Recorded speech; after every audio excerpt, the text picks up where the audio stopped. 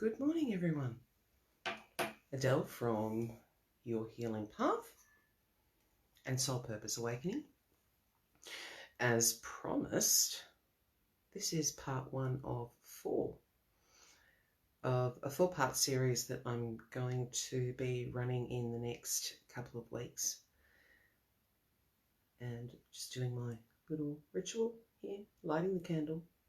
It's a lot of people just use when they're saging or they're burning incense or this is Palo Santo. I light a candle because I'm a little bit impatient, so standing there holding the lighter to try and get the thing lit, it just isn't for me. So I do like to light a candle first and then get the flame going quite nicely, sometimes a little bit more than it needs to be. It's rather nice though, isn't it? Look at that. Ooh, ooh. There we go. I like to let it burn out by itself. I like to get a good flame going first. And if you've never tried Palo Santo, I highly recommend it. It's so beautiful.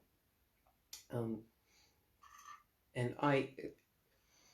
again, it's my impatience. It actually comes in quite thick blocks, and whenever I get a new batch in, I go in the garage with a hammer and scraper, and I cut it down to thinner twigs because they burn easier and for longer. So that's happening. And what else is happening, as I said, is part 1 of the 4-part series I talked about earlier this week. Today's topic is clarity. Now, as I mentioned on Tuesday, I think it was, this process that I'm going to be going through in the next little bit, it's very cyclical. It is step by step, but it does keep looping back on itself the more you work towards whatever it is that you're working towards, which is why the title of this video incorporates authenticity, healing, and purpose, because it kind of is, it's kind of all one and the same, really. So before I actually get into that, a lot of people, when they first start on this journey, their very first question is, well, what am I supposed to be doing? What's my purpose? And that's a reasonable question to ask. And although I can discern what that is for most people, unless you go through a degree of healing first, your purpose can be a bit hazy. And, wanting to know what that is from the very start, again, very, very understandable to want that. But it's not as easy as, oh, well, what's my purpose? The reason for that is we all have, I believe, many people do believe, innate abilities within us. Every single one of us, whether you consider yourself to be awakened or not, we all have abilities. When you're looking at, when people use the term purpose, they want to know what they're supposed to be doing with their life, and that usually involves some sort of altruistic endeavor, or some way to make their abilities a career, somehow to change the direction of their life to the extent where they can live their purpose and use their abilities and make it a viable way to progress through their own lives. I was blessed enough to be able to do that. It wasn't It wasn't easy. I'll just be upfront about that. It wasn't easy because you do have to go through these processes. And it kind of starts with, finding out who you are. Then it is about healing aspects of your life, and then clarity around your purpose, with a few more details fleshing it out. So that's a little bit of an intro, I guess, to what we're going to be talking about in the next little bit. And today's topic is around clarity. Now, when I talk about clarity, it's about these things are not as easy to explain once I'm going live as it is when I'm thinking about it prior. It all makes complete sense when I'm thinking about what I'm going to talk about. Clarity is, to my mind, very much about looking at the who, what, where, and when of who you are and your experiences, looking at them with radical honesty, not brutal honesty, and not through the eyes of trauma. It's about lifting the veil of who you always thought you were. That in itself is a massive, massive topic. And this is why when people come and they say, oh, what's my purpose? It's like, well, let's get you to a place where you actually understand who you are and how you got to be who you are first. Because everything generally flows on from there. So when we're talking about being radically honest about who you are and your experiences, what that actually takes, and apologies, that's to get to a point of clarity so that you could then move forward. That is about being able to look at particular situations with a very different set of eyes. And it needs to be a process that is unbiased, and it needs to be a process that is as free as possible from the cloudiness of emotional trauma.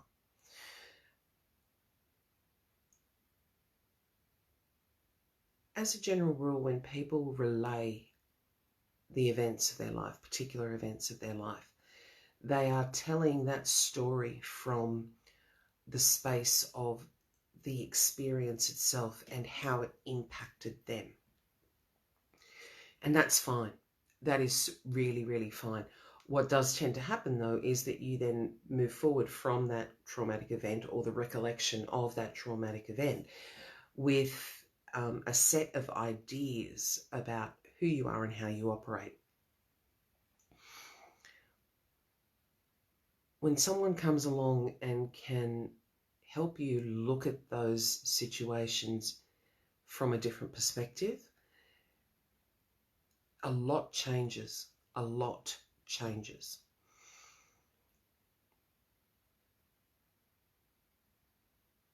Because when you're looking at something with radical honesty rather than brutal honesty, there is clarity. Now, the reason for that is to be able to look at something with radical honesty rather than through the veil of the emotional trauma.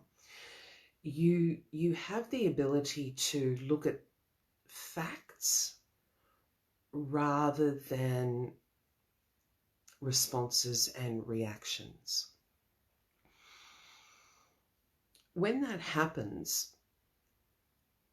it paints a completely different picture.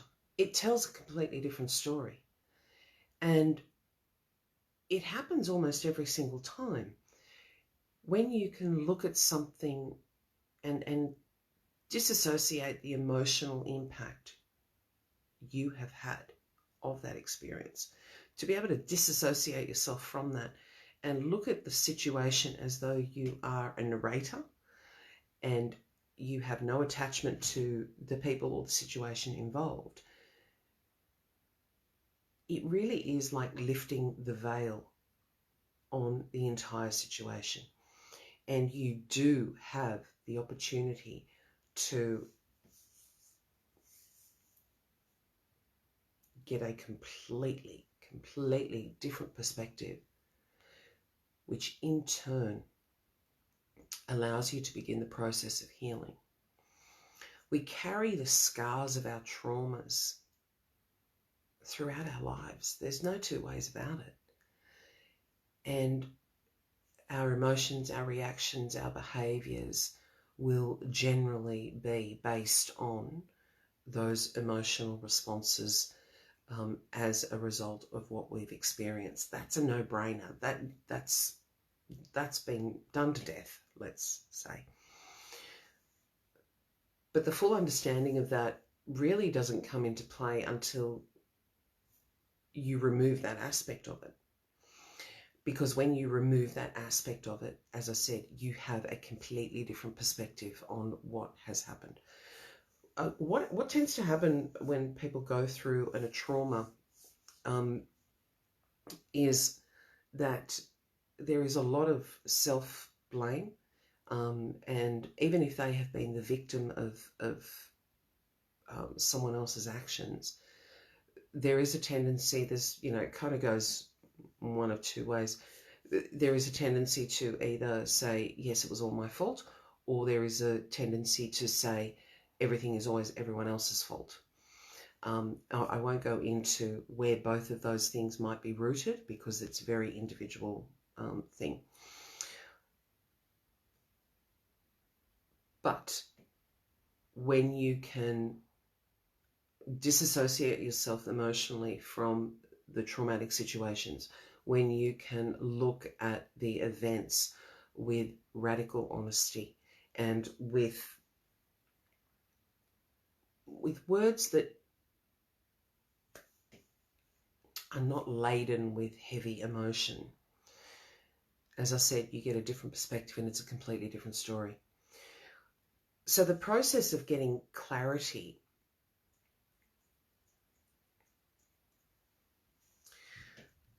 it actually takes time if you're doing it on your own, and it takes a great deal of skill that is something that you do need to learn to be able to look at a situation with clarity in an unbiased way. And look, I just want to say that this process is something that I still work on a regular basis. So you have a situation, you have an emotional response or an emotional outburst, and you have the appropriate flow-on effect from that, which is your gamut of emotions. And then once that eruption, that volcano of emotions has kind of settled, you can then look at it and go, well, hang on a sec, what was really going on here? And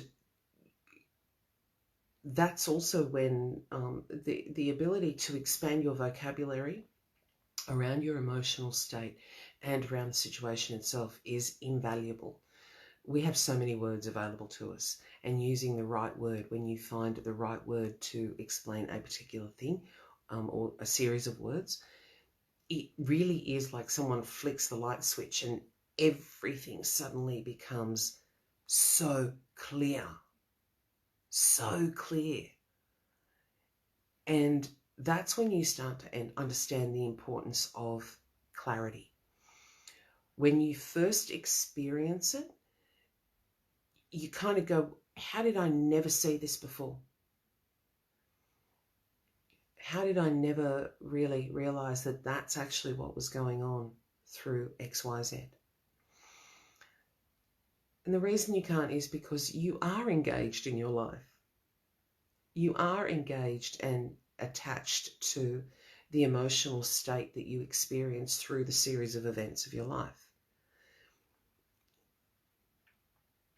And that's not a bad thing, unless you want to move forward. Then being too attached to who you've always believed that you are, good or bad, can cloud your progression, can cloud your progress, can cloud your healing. So when we're talking about clarity, we really are talking about lifting the veil of emotional bias that you have placed on events throughout your life.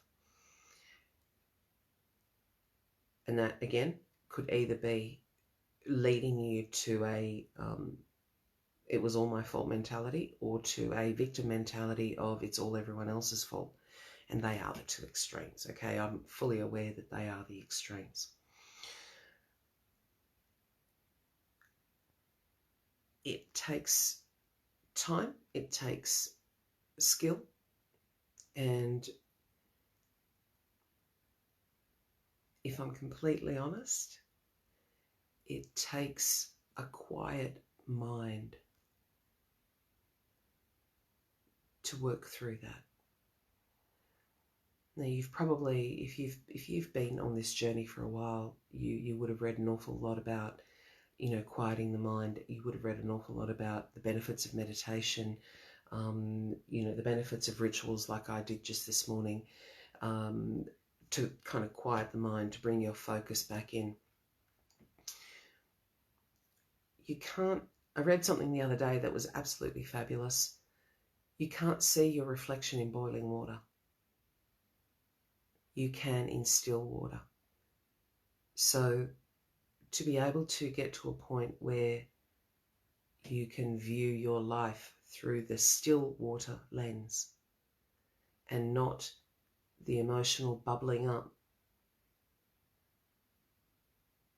then that is when you can start truly getting to the depths of your own healing. It does start with being radically honest. It does start with taking the path of authenticity for yourself. And that leads to healing. That leads to purpose. So the progression of the work that I've done through this group in the last 2.5 years has very much followed that path as well. Those of you who have been around for a while, yes, the group used to be called Dare to be Authentic, because that is very much the part of becoming who you are, which is a whole set of circumstances that does incorporate what this 4-part series is about, and that is the clarity, the focus, the understanding, and then the healing. If you're watching this, and if you've stuck with me this long, thank you so much. Let me know that you've seen it. This 4-part series really is a very condensed version of what happens over an extended period of time. When you're on the path, you kind of want to know, you want everything to happen, and you want to progress, and that's fabulous. And it will all generally happen in the timing it's supposed to happen. But if you try and force it, if you try and think that you are supposed to wake up one morning and know your purpose, you may, that could happen, and then you work towards that purpose. But if you do that and try and skip the steps, it does come back and kind of bite you on the ass a little bit, because you have to go through the experiences of healing. You have to go through what all of that involves. And again, if you've been doing this for a while, you know that the process of healing is not this gorgeous, beautiful, surrounded by white light and floating on air sensation. It is down and dirty and ugly at times, because you are dredging up stuff that has probably been buried for years. If you want to get a greater understanding of what clarity for your own circumstances might be, I'll again invite you to book some time with me. Many of you would have seen the post that came through earlier this week from the gorgeous Chrissy, who shared the birth of her son with us. Now, I met Chrissy quite some time ago, and we had one consultation call, and in her words, not mine, that 1 hour changed her life and led her to make certain decisions that led her to where she is today. And what a beautiful space that is. So if you would like to have a consultation call, book some time. I will, again, put the link in the comments here, and you can see if what I have to offer and what I'm able to do is something that can help you on your very own healing path. Thank you so much, everyone. I will see you again next week. And next week is going to be about focus and understanding. Please forgive me because I am trying to condense very huge topics with lots of branches and arms into small segments that are digestible and easy to understand so that you can at least start taking some first steps. Obviously, it's not all encompassing to try and explain and go through everything in 10 or 15 minutes. That would be virtually impossible. But I hope that at least today has given you a little bit of insight into what I mean about the clarity process, or the clarity phase of this process. It is about radical honesty. It is about lifting the veil, and it is about detachment insofar as looking at the situations of your life without the emotional trauma driving your beliefs. Have a fabulous day, and I will see you all next week. Sending you all enormous, enormous amounts of love. Bye.